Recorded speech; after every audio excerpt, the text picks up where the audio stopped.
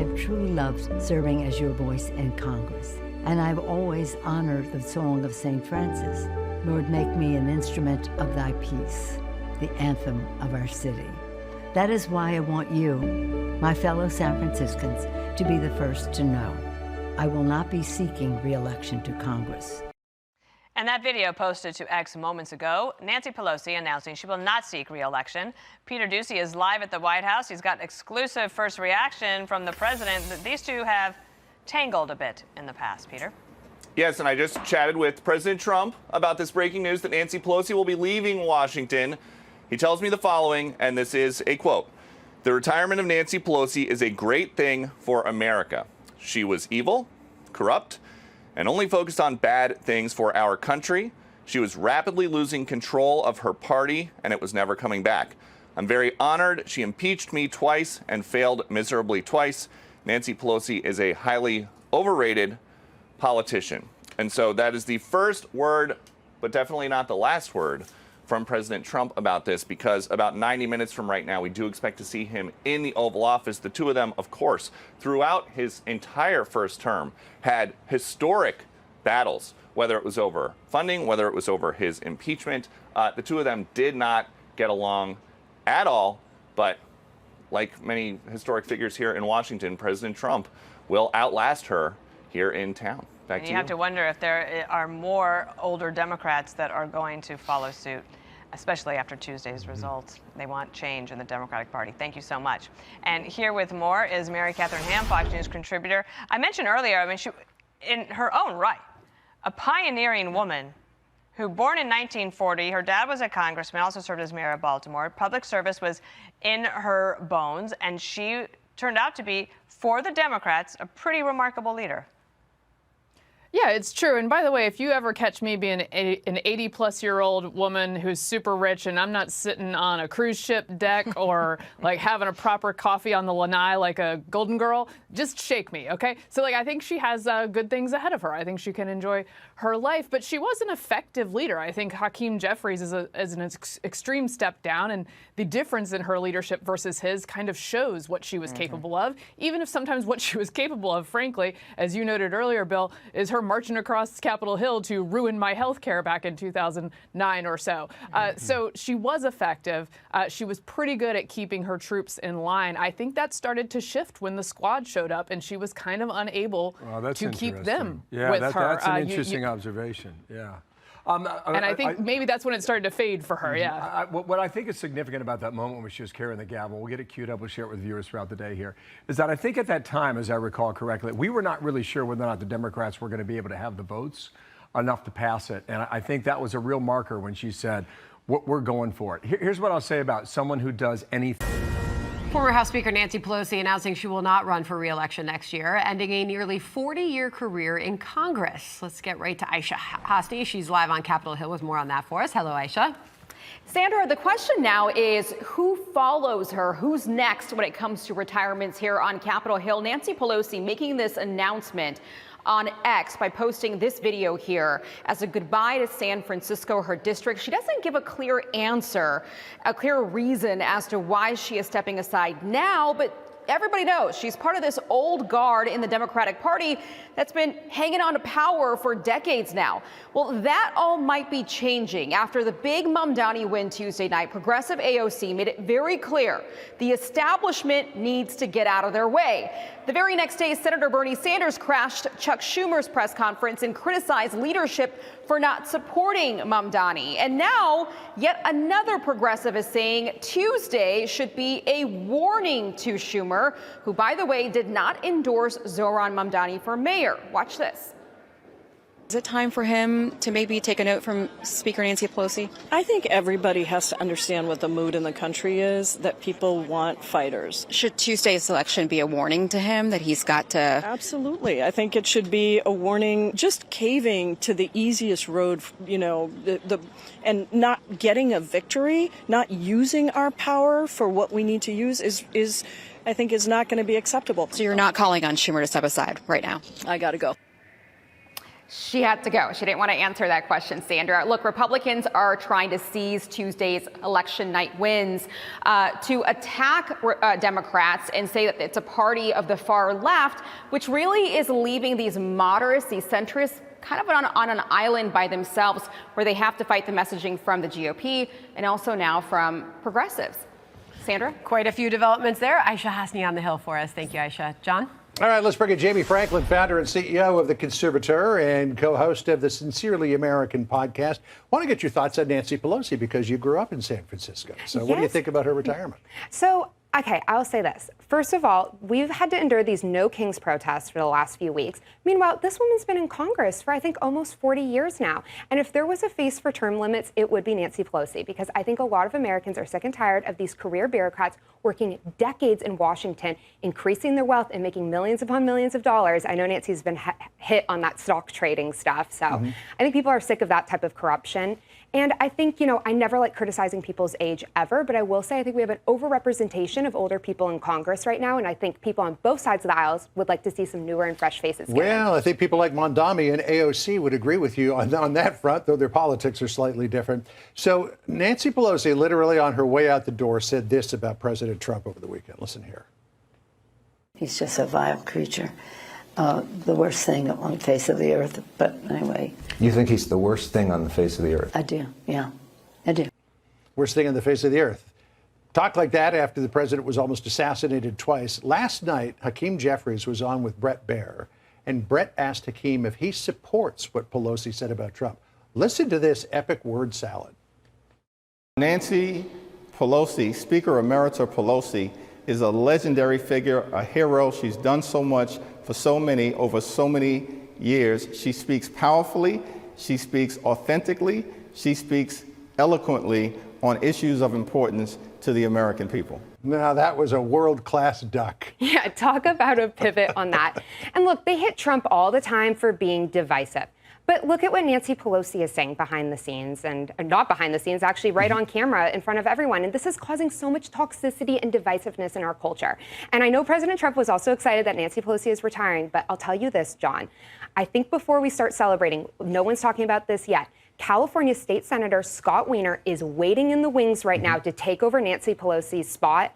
And let me tell you, he makes Nancy Pelosi look like a moderate. I want to ask you about the Turning Point USA event last night at Auburn, because it was, we saw Eric Trump called up his father. President Trump came in via the phone. But Senator Tommy Tuberville had a very interesting message that fits in with what you said just a moment ago about a younger generation beginning to take over in America. Listen to what he said. It's going to be your generation. And I'm telling you, as a so-called politician, politicians aren't going to help you. It's going to be your generation that's going to get this mess straightened out. It's interesting to see at these big Turning Point USA events how many members of Gen Z are beginning to trend conservative. But then at the same time, we saw many members of Gen Z elect a socialist for mayor of New York City. There's still an epic divide in this country. Well, I think it's, first of all, Charlie, I think, is even greater in death than he was alive. It's just incredible to see his legacy carried on this way. And he inspired so many young men in particular, because he wasn't just a political talking head or a pundit. He was truly a role model. He was an incredible husband, an incredible father. He was a devout Christian, and he was truly a go-getter, a business leader. And so that's how he changed so many young men. But what you just mentioned, we are having a crisis right now with young women. Over 80% of Gen Z women went for Mondani in New York in this last election. And this is where I think Erica Kirk can be just incredible in this role, carrying on Charlie's legacy, but for women. And I just don't think there's anyone better to do it. It's interesting what you said about Charlie's bigger in death than he was in life, because Erica Kirk, in her conversation with Jesse Waters last night, said that if Charlie had the choice to come back from heaven, but if he did, all of the progress since his death would be undone, he'd choose to stay in heaven and watch it grow. That's amazing. And she wants to go to heaven with him one day, too. I'm sure she will. Yes, all she right. will. We all will at some point. Yes. Jamie, good to see you. Thanks. Sandra? How can I say this? It'll sound like I'm awful about Trump because he's just a vile creature. The worst thing on the face of the earth. But anyway. You think he's the worst thing on the face of the earth? I do, yeah. The Wolf of Wall Street is cashing out. Nancy Pelosi not running for re-election after 40 years in Congress. I've truly loved serving as your voice in Congress, and I've always honored the song of St. Francis, Lord, make me an instrument of thy peace, the anthem of our city. That is why I want you, my fellow San Franciscans, to be the first to know. I will not be seeking re-election to Congress. With a grateful heart, I look forward to my final year of service as your proud representative. President Trump reacting with humility and grace at the retirement of his longtime nemesis. I thought she was an evil woman who did a poor job, who cost the country a lot in damages and in reputation. I thought she was terrible. All right, so Dana, she will have a very comfortable retirement because she is now worth about $300 million. In fact, you know, the Stock Act, there's a reason that they created that in Congress. But it's not that she's having a comfortable retirement. She had a comfortable life because of it. But let me back up for a second.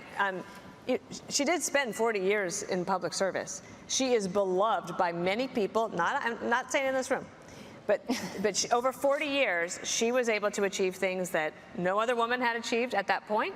And she was somebody who she really could take the criticism and let it go. She had an ability to turn on the charm and be gracious when she wanted to, and then she could turn around and stab you in the back. And she was quintessential Washington, D.C. Don't you think it's interesting, Dana, that while she might have been beloved for a long time, she's like a band that stayed on stage for too long. Absolutely. And I think the other thing is that she was also feared. And she was respected by the people that she was trying to corral. So she had lost that love and had lost that fear. And it's no surprise that she would have been unpopular in this room or among Republicans, but she had become unpopular among Democrats. And that's what's interesting. With her retirement, granted at the age of 85, she's turned over the reins. She's unpopular, Jessica. She's unpopular with the people that she's turning the reins over to. It's the AOCs. It is the socialist wing of the Democratic Party. It's the ascendant side of the left. And Nancy Pelosi's only the first. She might be the lead singer, but the band's got to go. Chuck Schumer on drums. He's done. The rest of the band is exiting the stage. And get ready for the Zoran party.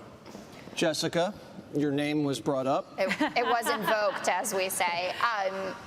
I don't know where you're getting your data on her lack of popularity amongst the party. I mean, even AOC, who showed up and wanted plum committee assignments, but also wanted to trash talk everybody, Pelosi took her under her wing, and she said, this is how you get to be a star in the party. And she was the star of the Democratic National Convention the summer of 2024. She gave this economic populism speech that could have been given by multiple people in the party, establishment wing or left side wing, and that's all because Nancy Pelosi showed her the way.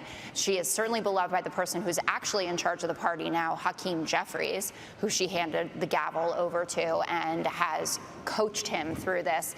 And she's not just beloved by Democrats. There are a lot of Republicans who certainly at least tip their hat to him. Marjorie Taylor Greene, who I know has had a bit of a lobotomy in the past few weeks, but she was on TV today saying, I'll praise Nancy Pelosi. She had an incredible career for her party. I'm very impressed at her ability to get things done. I wish we could get things done for our party like Nancy Pelosi was able to deliver for hers. What did she deliver? What was the big piece of Obamacare? Don't we need to bail Obamacare out? Jesse, if it was so good, why does it need $1 billion bailout every day? Yeah. Let's go to you. No. Tell me what you think. What are you going to miss most about Nancy Pelosi? Let me tell you what I'll miss most. What I will miss most is standing at the White House podium when I worked for President Trump and playing on loop the clip of her getting her hair done at the hair salon in San Francisco when no one else could go get their hair done during COVID. It was a case in point of hypocrisy during COVID. We played it on loop at the podium. It was great. But I will say this. When I listen to what she said as she exits the door, I've always honored the song of St. Francis, Lord, make me an instrument of thy peace, the anthem of our city. I'm not going to question her faith. I know she's a devout Catholic, so I'll leave that there. But an instrument of peace, I looked up some things that she has said. First, we all remember the State of the Union 2020 when she ripped it. She ripped the State of the Union. That was after, by the way, in that State of the Union, they honored a Tuskegee airman. They brought home a loved one from overseas who got to reunite with his wife and his family. She ripped it up. Then there was that time she called Trump the domestic enemy sitting in the White House. So she called him a domestic enemy, instrument of peace. She was, though. That's what she says. She said 30% of the Republican Party has different views towards women and people of color and LGBTQ. That's an instrument of peace, if you ask me. And then the stunner, a vile creature, she called Trump the worst thing on planet Earth. She was not an instrument of peace. She was an instrument of division, and now she gets to exit stage left. Can I just say something quickly? Because you cut me off. You can. September 2023, Donald Trump rallying the crowd. Well, stand up to crazy Nancy Pelosi, who ruined San Francisco. How's her husband doing? Anybody know? So that's after her husband He was genuinely concerned, Jessica. Kaylee, come on. Did he call her the worst thing on planet Earth? God is watching us. The worst thing on planet Earth. Do you think Donald Trump's the worst thing on planet Earth? Her husband was attacked and got a hammer to the head. Don Jr. posts underwear and a hammer for a good Halloween costume, and Donald Trump running to be the commander-in-chief again. Well, Jessica, Charlie Kirk got shot, and you guys cheered. All right. So, okay, at least Paul survived. So, in honor of Nancy leaving, I love it. Well, you saw Erica Kirk there speaking at her first Turning Point USA Tour appearance last week. It was part of that exclusive interview she did with our Jesse Waters. Here's more from that powerful conversation. Mikey called me, and I'll never forget him just being like, Charlie's been shot. He's been shot. Get the kids. Get security. Get the kids. Get the kids. He's been shot. We landed in Utah. Went straight to the hospital. When you walked in, everyone was just, it was a scene from just a horror movie. Everyone is so rattled to the core. I said, I want to see what they did to my husband, and I want to give him a kiss, because I didn't get to give him a kiss this morning. And I did, and I got to see him. And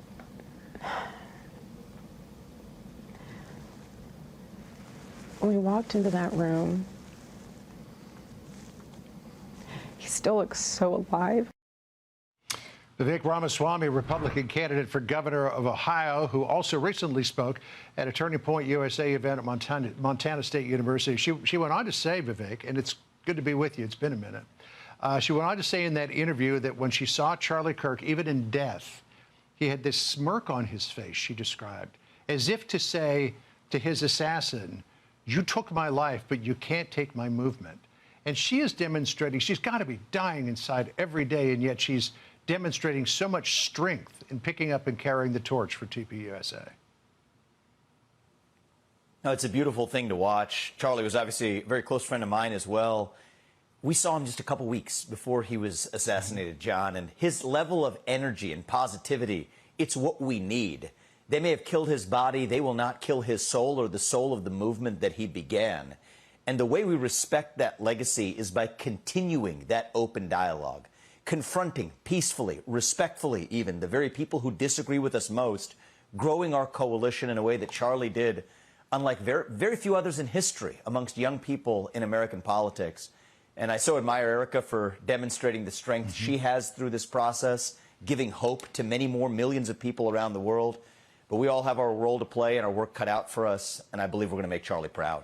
You know, it's really interesting as we go through these Turning Point USA events that have grown bigger since Charlie's assassination, that the difference that's emerging here in various factions within Gen Z. You heard that one person in Madison Scarpino's fine report saying, I'm here at Auburn in this Turning Point USA event with like-minded people. I'm with my Auburn family, and now I'm with my TPUSA family. You have a growing number of Gen Zers, young voters, gravitating toward the conservative side of the political fence. And then up in New York City, you have all these Gen Zers who were embracing socialism. What do you make of that split? Oh, what I make of it, John, is it shouldn't be that surprising. Every generation has an obvious split amongst people who disagree with different points of view. I'm a millennial. There's millennials who are Republican, millennials who aren't. In your generation, it would be say the same thing. So in some sense, this is just the natural evolution of the American way of life. We don't all see the same issues the same way. That's what makes this country beautiful. And the beauty of our country is that we're able to exchange those ideas, to speak freely in the open without censorship, to go to a college campus and speak without fear of somebody putting a bullet in your neck. That's what it means to be American. And we live in this moment where we have to rediscover, embrace, and cherish that shared American national identity. Especially those young people. What are they hungry for? It's a renewal of American purpose. I think we live in a moment in our history, John, where we would do well to have a shared national mission, a shared national purpose, that even as we disagree on these local or terrestrial issues, there's bigger things to accomplish. And I think that we live in one of those moments where, in my last conversation with Charlie Kirk, this is actually what we talked about. When he was here in Ohio, he said, what is the 21st century about? What happens after we make America great again? It's on to American victory. And that's what we want for the 21st century. That's what Charlie wanted. And that's the spirit we want to see infused in Gen Z, certainly for the conservatives, but frankly, even those who might vote differently. That's the spirit we want to bring back. Well, it certainly is a lovely idea, but unfortunately, it would appear that the political divides are growing even deeper in this country. I want to get your thoughts on this, Vivek, if I could. Breaking news that we had this morning, the former Democratic House Speaker in California, Congresswoman Nancy Pelosi, announced that at the age of 85, she is not going to seek re-election. She served nearly 40 years in Congress. Listen to her announcement here. For decades, I've cherished the privilege of representing our magnificent city in the United States Congress. It was the faith that you had placed in me and the latitude that you have given me that enabled me to shatter the marble ceiling and be the first woman Speaker of the House, whose voice would certainly be heard. It was an historic moment for our country, and it was momentous for our community. And, of course, no love lost between Pelosi and President Trump, bitter rivals for years now. President Trump gave Fox this statement earlier today. The retirement of Nancy Pelosi is a great thing for America, he said. She was evil, corrupt, and only focused on bad things for our country. She was rapidly losing control of her party, and it was never coming back. I am very honored she impeached me twice and failed miserably twice. Nancy Pelosi is a highly overrated politician. Over the weekend, the former speaker with some brutal words of her own. Listen to this. How can I say this? It'll sound like I'm awful about Trump because he's just a vile creature. The worst thing on the face of the earth. But anyway. You think he's the worst thing on the face of the earth? I do, yeah. I do. So what do you make of comments like that from the former speaker, particularly after the president survived 2 assassination attempts? The political violence that we saw against Charlie Kirk and others? I mean, look, a lot of people are saying, in a world with Hamas, why is she... in a world with terrorists who are around the world. You're thinking about vile people. Vile people exist on the planet. To say the president of the United States is, whatever she said, the worst person on earth, it's just unconscionable. It's unacceptable. It's not what we need more of in our politics. And it's Nancy Pelosi's retirement day. Apparently, I just learned that from you. I'm going to show some restraint and say we wish her well in her retirement. But this is a good way to turn the page on a chapter in American politics, moving past a gerontocracy that, at least if we're running against other people in the Democratic Party, let it be people with fresh ideas with whom we're able to have an open debate on the ideas rather than this type of, what is vile is actually that kind of vile dialogue. So I'd be happy for one to turn the page on that, John. Wish her well in her retirement, and we're looking forward to a newer generation of more constructive politics after her retirement. That's where we got to go.